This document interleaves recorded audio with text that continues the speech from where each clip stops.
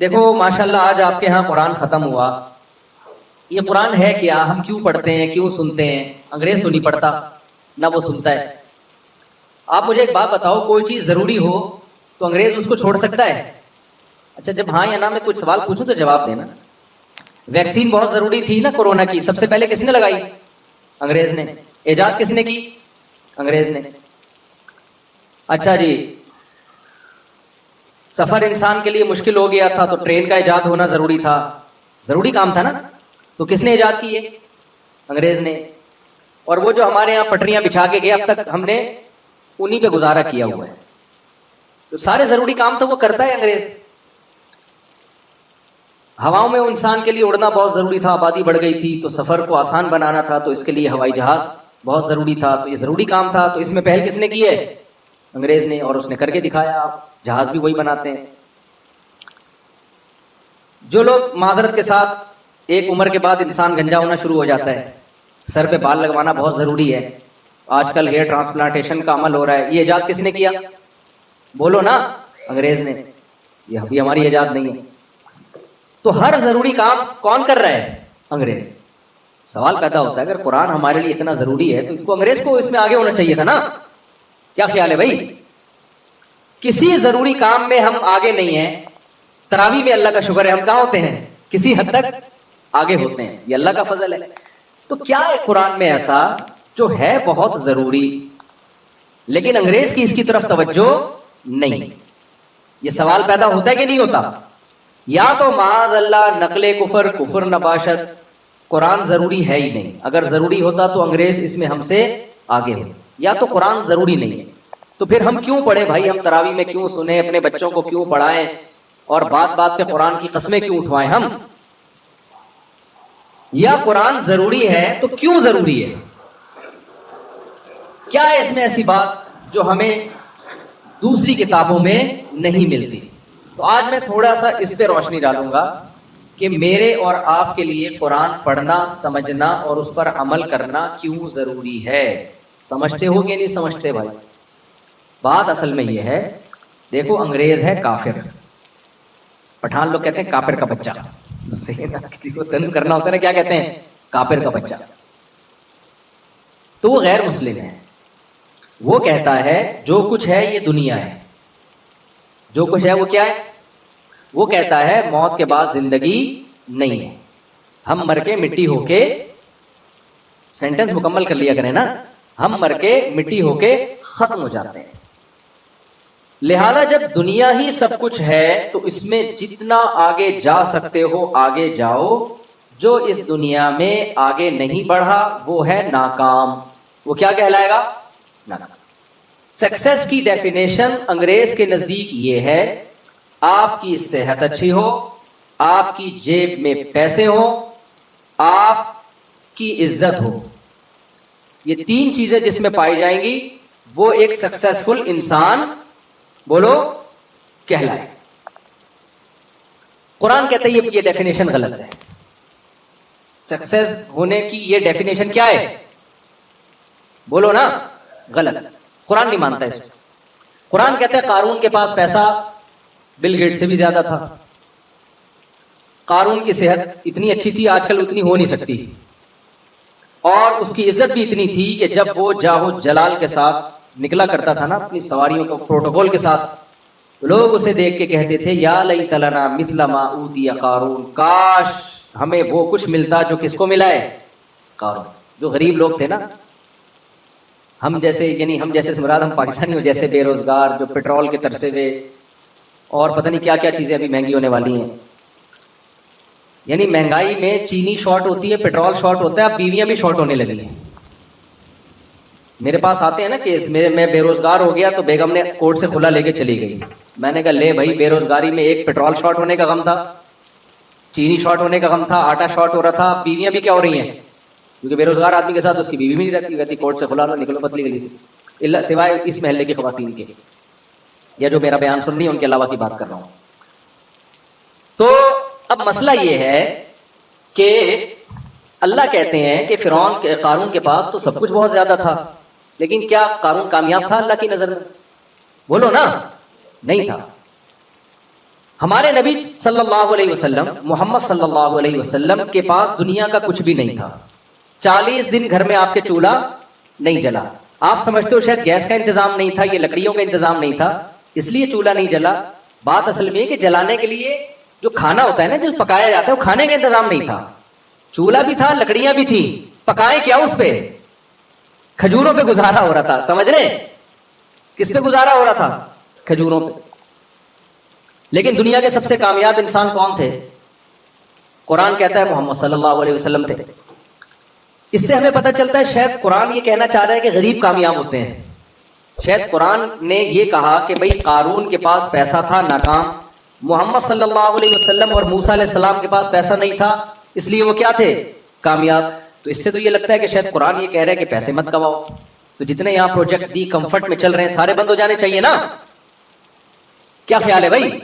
لیکن نہیں, ہم قرآن پڑھتے ہیں تو قرآن نے کہا نہیں نہیں, سلیمان علیہ السلام کے پاس تو قارون سے بھی زیادہ پیسہ تھا, مگر وہ کیا تھے؟ بولے نا یار آپ لوگ, میں تھوڑی دیر بات کروں گا, میں چاہتا ہوں آپ میرے ساتھ شریک ہوں. یہ ہماری نا آپس میں بات چیت ہو رہی ہے, بیان نہیں ہو رہی. تو قارون کے پاس پیسہ تھا, ناکام. موسیٰ علیہ السلام اور محمد صلی اللہ علیہ وسلم غربت تھی, مگر کیا تھے؟ کامیاب. ہم نے اس سے اندازہ لگایا شاید اللہ کی نظر میں پیسے والے ناکام ہیں اور غریب کیا ہیں؟ کامیاب. لیکن ایک اور مثال قرآن نے دے دی. داؤد اور سلیمان علیہ السلام کے پاس اتنا پیسہ تھا کہ قارون کچھ بھی نہیں تھا ان کے مقابلے میں. اور ایسے وسائل اور ایسے اسباب. ابھی یہاں کنسٹرکشن کا کام ہو رہا ہے نا, عمیر بھائی نے مزدور لگائے ہوئے, بلڈنگ بن رہی ہے. عمیر شیخانی جو ہمارے دوست ہیں, انہوں نے, میں دیکھتا رہتا ہوں نا, وہاں سے ٹرک آ رہا ہے بجلی کا, وہاں سے یہ آ رہا ہے, وہاں سے یہ آ رہا ہے. سلیمان علیہ السلام ایسے ہی بجلی کا ٹرک منگواتے تھے. سلیمان علیہ السلام کو جب کوئی تعمیراتی کام کروانا ہوتا نا, تو قرآن کہتا ہے جنات کو حکم دیتے. سلیمان علیہ السلام کو نا ملکہ سبا کا تخت چاہیے تھا, عمیر شیخانی صاحب کو چاہیے ہوتا تو کیسے منگواتے؟ وہ ٹرک بھیجتے, ہوائی جہاز جاتے, بحری جہاز جاتے, اور پتہ نہیں کیا کیا ہوتا, پھر 2-3 نٹ بولٹ مل جاتے. اس سے زیادہ اس تخت سے کچھ نہیں ملنے والا تھا. کروڑوں روپے کا, اربوں خربوں روپے کا تخت تھا. سلیمان علیہ السلام نے کہا ایکم یاتینی بعرشھا قبل ان یاتونی مسلمین. جنات سے کہا کہ کون ملکہ سبا کا تخت 2 منٹ میں یہاں اٹھا کے لے آئے گا. تو ایک بزرگ تھے, ان کی کرامت تھی, انہوں نے کہا آپ پلک جھپکنے سے پہلے میں لے آؤں گا, اور یہ کہا اور تخت حاضر تھا سامنے. ہر چیز سلیمان علیہ السلام کو اللہ نے دی. پرندوں کی بولیاں سکھائیں, ایجنسی کا کام پرندوں سے لے رہے ہیں, مضبوط طاقتور جنات ان کے تابع بنا دیے, اور لائف اسٹائل بھی بہت شاہانہ. جب پیسہ دیا تو اسٹائل بھی کیسا تھا؟ شاہانہ, بہترین تاج, بہترین تخت. یہ جو لوگ کہتے ہیں نا کہ یہ پیسہ ہو اور رہو غریبوں کی طرح, یہ اسلام کا حکم نہیں کہ لگژری گاڑی میں کیوں گھوم رہا ہے. بھائی اگر پیسے ہیں تو لگژری گاڑی میں ہی گھومنا پڑے گا آپ کو. ہمارے نبی کے پاس پیسہ آیا تو آپ نے, صبح آیا تو شام سے پہلے خرچ کر دیا, شام کو آیا تو صبح سے پہلے خرچ کر دیا. تو آپ نے غربت کو اختیار کیا. اسلام میں اس کی کوئی مثال نہیں ملتی کہ پیسہ ہو اور رہو غریبوں کی طرح. میں سمجھا پا رہا ہوں اپنی بات؟ یا تو رکھو ہی نہیں پیسہ, صبح آیا تو شام سے پہلے سارا صدقہ کر دو, پھر شام کو کھانے کے لیے روٹی نہیں ہے. لیکن ایسا توکل کسی میں آج کل ہوتا نہیں ہے, اور نہ ہونا بھی نہیں چاہیے. یہ اسلام کا حکم بھی نہیں ہے, یعنی ہونا تو چاہیے لیکن اس پر عمل نہیں کرنا چاہیے اس طریقے سے. نبی صلی اللہ علیہ وسلم نے کیوں کیا, اس پر ایک مستقل بیان ہے میرا بھی, یہ موقع نہیں ہے. لیکن نبی نے پیسہ رکھا نہیں ہے, تو شریعت اس کی اجازت نہیں دیتی کہ آپ پیسہ رکھیں اور رہیں کس طرح؟ غریبوں کی طرح رہیں. بے شمار پیسہ ہے اور پھٹے ہوئے کپڑے پہن رہے ہیں, پیون. میں نے ایسے کروڑ پتی لوگوں کو دیکھا, بھائی تیرے کپڑے پھٹے ہوئے کیوں؟ کہہ رہے نبی نے پیون زیادہ کپڑے پہنے. ہو بھائی, نبی کے پاس تو پیسے نہیں تھے, صبح آئے تو صدقہ کر دیا نا, تو جو کپڑا ملا آپ نے پہن لیا. تمہارے پاس تو بینکوں میں کروڑوں روپے رکھا ہوا ہے, تم پھٹے پرانے کپڑے کیوں پہن رہے ہو بھائی؟ اچھا, یہ پہلے زمانے میں ہم کہتے تھے کپڑے پہنے, اب جس کے پاس جتنا پیسہ نا وہ کپڑے نہیں پہن رہا. وہ اب کیا ہو رہا ہے معاملہ, یعنی جتنا پیسہ آئے گا نا کپڑے مارکیٹ سے کیا ہوں گے؟ اسٹائل ہے بھائی. غریب لوگ کپڑے پہنتے ہیں. اب تو ایک آدھ چٹی مٹی پہن کے نا مالدار آدمی کہہ رہا ہے یار اسٹائل ہے ہمارا, یہ کپڑے وپڑے تو غریبوں کا کام ہے پہننا. خیر, میرا موضوع نہ کہیں چینج ہو جائے نا, میں اس لیے ذرا کوشش کر رہا ہوں کہ وہ, یعنی مالدار خواتین کے کپڑوں پہ پیسہ بہت لگتا ہے مگر کپڑا نہیں لگتا. یعنی مالدار خواتین جو ہے نا, آپ ذرا پوش علاقے میں چلے جائیں تو مالدار اور ماڈرن جو بڑے گھروں کی خواتین ہیں, ان کے کپڑوں پہ پیسہ دبا کے لگے گا مگر کپڑوں پہ کپڑا نہیں لگے گا. کپڑا نہیں ہوگا اس میں, مگر جتنا ہوگا اس پہ پیسہ بہت لگے گا. خیر, تو میں یہ کر رہا تھا کہ ہم سلیمان علیہ السلام کا جب لائف اسٹائل دیکھتے ہیں تو بڑا شاہانہ لائف اسٹائل ہے بھائی. اور بات جب کر رہے ہیں نا ملکہ سبا سے جس کو اللہ نے اتنا بڑا تخت دیا, تو بات بھی ایسے کر رہے ہیں کہ جو ایک شاہانہ اسٹائل ہوتا ہے. ملکہ سبا کو پیغام بھیجا کہ انسان کی بچی بن کے چلی آ, ایک ریاست ہے وہ, ایسے جیسے آج امریکہ بات کرتا ہے. جنرل مشرف کو فون کیا تھا اور جنرل مشرف نے فوراً اڈے حوالے کر دیے نا. اسٹائل ہے نا امریکہ کا. کوئی غریب ملک اس اسٹائل میں بات کر سکتا ہے؟ نہیں کر سکتا. پیسہ ہوتا ہے, دولت ہوتی ہے تو اسٹائل چینج ہو جاتا ہے. تو امریکہ کا اسٹائل چینج تھا. اس نے کہا بھائی, یہ جنرل مشرف سے کہا ورلڈ ٹریڈ سینٹر تباہ ہو گیا, کائنڈلی آپ اپنے اڈے دے دیں ہمیں. تو مشرف صاحب نے پوچھا کہ اگر نہیں, تو انہوں نے کہا نو کا آپشن نہیں, یہ دینے پڑیں گے آپ کو. انہوں نے کہا ٹھیک ہے سر لے لیں. اس کے بعد جب پھر وہ وہاں گئے تو 20 سال جو انہوں نے جو ان کے ساتھ ہوا, پٹھانوں کی ان سے ملاقات ہوئی امریکن آرمی سے. پٹھانوں نے ان کے سارے اگلے پچھلے گناہ معاف کروا کے ان کو واپس بھیج دیا کہ کائنڈلی آپ واپس تشریف لے جائیں, آپ غلط جگہ آ گئے معذرت کے ساتھ. تو خیر جو کائنڈلی جو ہے نا, یہ دونوں میں جو ہوا یہ بڑا خطرناک کائنڈلی ہوا ہے. یہ وہ والا کائنڈلی نہیں ہے جو ہم کر رہے ہوتے ہیں. یہ کائنڈلی کیا ہے, بڑا ڈینجرس قسم کا کائنڈلی ہے. جیسے انہوں نے مشرف کو کہا کائنڈلی اڈے چاہیے ہمیں, چاہیے کا مطلب کیا ہے, یہ کائنڈلی ہم نے ویسے شو کے لیے لگا دیا ہے. تو جب وہ امریکہ افغانستان گیا تو انہوں نے بھی کہا کائنڈلی آپ واپس تشریف لے جائیں. ٹھیک ہے نا, تو واپس تشریف لے گئے وہ. خیر بین الاقوامی حالات میں زیادہ تبصرہ نہیں کرتا کیونکہ ہم تو غریب لوگ ہیں. امریکہ نے ایک دفعہ میرے اس بیان پہ مجھے کائنڈلی کہہ دیا تو میں پھر برداشت نہیں کر پاؤں گا. ٹھیک ہے, تو اب مسئلہ یہ ہے کہ ہم دیکھتے ہیں کہ سلیمان علیہ السلام کے پاس دولت اور ملکہ سبا سے جب بات کر رہے ہیں, ایک خط بھیجا اس کو کہ اللہ کے نام سے شروع کرتا ہوں, اللہ تعالی علیہ واتونی مسلمین. آپ سورج کی عبادت کرتے ہو, یہ صحیح نہیں ہے. It is not appropriate for you. یہ بالکل بھی مناسب نہیں ہے کہ اللہ کی کھا کے, اللہ کی نعمتوں سے فائدہ اٹھا کے عبادت کس کی ہو رہی ہے, سورج کی. بڑی پاورفل ریاست تھی لیکن اس کو بولا کہ آپ تشریف لے آئیں فرما بردار بن کے. ملکہ سبا نے انکوائری کے لیے لوگ بھیجے تو پتہ چلا یہ تو بڑے پاورفل ہیں. سلیمان علیہ السلام نے دھمکی دی کہ پہلا پیغام میرا آرام سے گیا تھا, دوسرا پیغام نہیں آئے گا, میری فوج آئے گی اور اب بندی بن کے آرام سے چلی جاؤ. تو یہ اسٹائل کس کا تھا, سلیمان علیہ السلام کا. پاور بھی تھی, جب پاور ہوتی ہے تو اسٹائل یہی ہوتا ہے. اب مجھے ایک بات بتاؤ, سلیمان علیہ السلام کے, اچھا معذرت کے ساتھ خواتین بہت ناراض ہوتی ہیں ایسی باتوں سے. 100 بیویاں بھی تھی سلیمان علیہ السلام کی, بہت معذرت کے ساتھ میں ایسی باتیں کرتا کہا ہوں, آپ کو پتہ ہے شادی وادیوں کی. لیکن بخاری میں ہے کہ سلیمان علیہ السلام کی بیویاں کتنی تھی, 100 بیویاں تھیں. وہ مجھ سے پوچھ کے نہیں کی بھائی انہوں نے, تو ان سے جا کے پوچھو, مجھے نہیں کہو. لوگ کہتے ہیں آپ ایسی باتیں کیوں کر رہے ہو, انہوں نے ایسا کام کر لیا, ہم باتیں کرنے پر پابندی لگا رہے ہو. تو ان کی پیسہ بہت تھا تو وسائل بہت تھے, تو شادیاں کتنی کی, ایک وقت میں 100 بیویاں تھیں سلیمان علیہ السلام کی. لیکن قرآن ان کو بھی کیا کہتا ہے, کامیاب, ناکام نہیں تھے. کیا تھے وہ, کامیاب. نعم العبد, بہت پیارے بندے تھے اللہ کے. وہ دنیا میں بھی ان کے لیے بھلائی اور آخرت میں بھی بھلائی. تو اے اللہ, کبھی تو بتا رہا ہے کہ غریب کامیاب ہے اور مالدار ناکام ہے, کبھی تو کہہ رہا ہے کہ مالدار کامیاب ہے, غریب کیا ہے, ناکام ہے. تو سمجھ میں نہیں آ رہا. تو اللہ نے اس مسئلے کا حل یہ بتایا کہ بھائی اللہ نہ تمہاری دولت کو دیکھتا ہے نہ تمہاری غربت کو دیکھتا ہے. اللہ کیا دیکھتا ہے, تمہارے عمل کو. جو غریب ہو کے اللہ کو خوش کرے وہ غربت میں کامیاب ہے, جو مالدار ہو کے اللہ کو خوش کرے وہ مالداری میں کامیاب. ہم صحابہ میں دیکھتے ہیں, حضرت بلال انتہائی غریب تھے لیکن حضرت ابو بکر بہت مالدار تھے. ہمارے ہاں جامع الرشید میں حضرت ابو بکر کے بارے میں جو تاریخی روایات سے ان کے جو اثاثے ملتے ہیں, ایسٹس ملتے ہیں, وہ اربوں روپے میں, اس زمانے کے اربوں روپے بنتے ہیں. وہ حضرت عثمان اتنے بڑے تاجر تھے کہ 400 گھوڑے ایک ٹائم پہ انہوں نے صدقہ کر دیے, گفٹ کر دیے. جو 400 گھوڑے ایک ٹائم پہ کر رہا ہے پھر بھی مالدار ہے, اس کے پاس بیک اپ پہ کتنے گھوڑے ہوں گے. آپ کیا سمجھتے ہو, گھوڑے کیا گٹکے کی قیمت میں ملتے تھے, ہے بھائی؟ اس زمانے کی شاہی سواری تھی گھوڑا بھائی, یا آج کی لینڈ کروزر ہے. وہ تو 400 تھی ان کے پاس جو صدقہ کیا, اور اس کے علاوہ بھی تھے اونٹ اتنے ان کے پاس. ارب پتی تاجر تھے عثمان رضی اللہ تعالیٰ عنہ, وہ بھی کامیاب. اور حضرت بلال جو غریب تھے وہ بھی کیا تھے, کامیاب تھے. تو اسلام سکسیس اور کامیابی کی وہ ڈیفینیشن بیان نہیں کرتا جو کون بیان کرتا ہے, گورا. گورا کہتا ہے مادی ترقی ہی کامیابی ہے, لہذا اس کی نظر میں قرآن کی ویلیو نہیں. اسلام کہتا ہے کہ اصل کامیابی کیا ہے, آخرت. لیکن اس کو دنیا سے جوڑتا ہے. وہ کیسے جوڑتا ہے وہ میں آخر میں آپ کو بتاؤں گا. تو ہمیں قرآن نہ چند باتیں بیان کرتا ہے, وہ باتیں ہم نے غور سے سننے بھی ہیں اور سمجھنے بھی ہیں کہ ہم قرآن کیوں پڑھتے ہیں. دیکھو کچھ چیزیں ایسی ہیں جو ہماری زندگی گزارنے کے لیے بہت ضروری. قرآن نے کہا کہ میں نے تمام پیغمبروں کو ایک کلمہ دے کے بھیجا ہے, انسانوں کو اس کلمے پہ لے کر آؤ.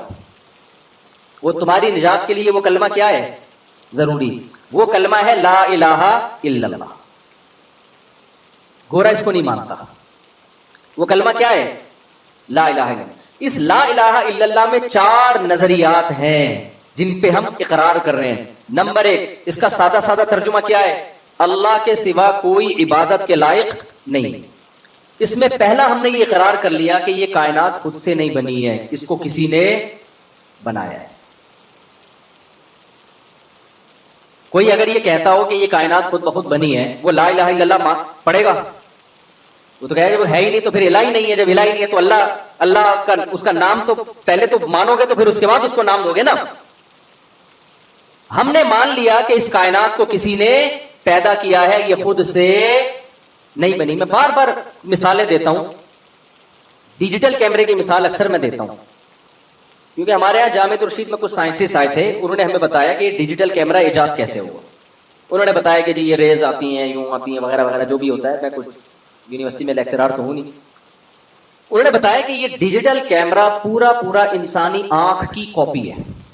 یعنی سائنسدانوں کی یہ ایجاد نہیں ہے. ایجاد کہتے ہیں عدم سے وجود میں لانا. یہ فرسٹ کاپی ہے. یہ کیا ہے؟ جیسے جاپان ایک موبائل ایجاد کرتا ہے, کوریا ایجاد کرتا ہے, چائنا فورن مارکیٹ میں کیا لے آتا ہے؟ کاپی لے آتا ہے. وہ ہے نا کہ امریکہ نے ایک سوئی ایجاد کی اور دعویٰ کیا کہ اس سے باریک کوئی سوئی بنا کے دکھائے. جاپان نے کہا ایسی کی تیسی, یار تم ٹیکنالوجی میں ہمیں چیلنج کر رہے ہو, تم بول رہے اس سے باریک سوئی. جاپان نے اس میں سوراخ کر کے دکھا دیا. اس سے باریک تو دور کی بات, اسی میں سوراخ کر کے دکھا دیا. امریکہ حیران ہے, یار تو ہم سے بھی بڑے فنٹر نکلے. پاکستانی آپ کو پتا ہے کسی سے پیچھے نہیں رہا. پاکستانی نے چیلنج قبول کیا, اس پہ میڈ ان پاکستان لکھ کے دکھا دیا. یعنی اتنی باریک سوئی پہ لکھ کے دکھا دیا. یار لکھا کیا ہے؟ Made in Pakistan. تو اب آپ مجھے بتاؤ, اوریجنل بنانا مشکل ہے یا کاپی؟ اوریجنل مشکل ہے. کاپی اوریجنل جیسی نہیں ہوتی. اوریجنل جب موبائل بنا تھا تو لاکھوں کروڑوں سال بعد جا کے بنا ہے نا. آدم علیہ السلام تو پتہ نہیں کب سے آئے ہوئے تھے.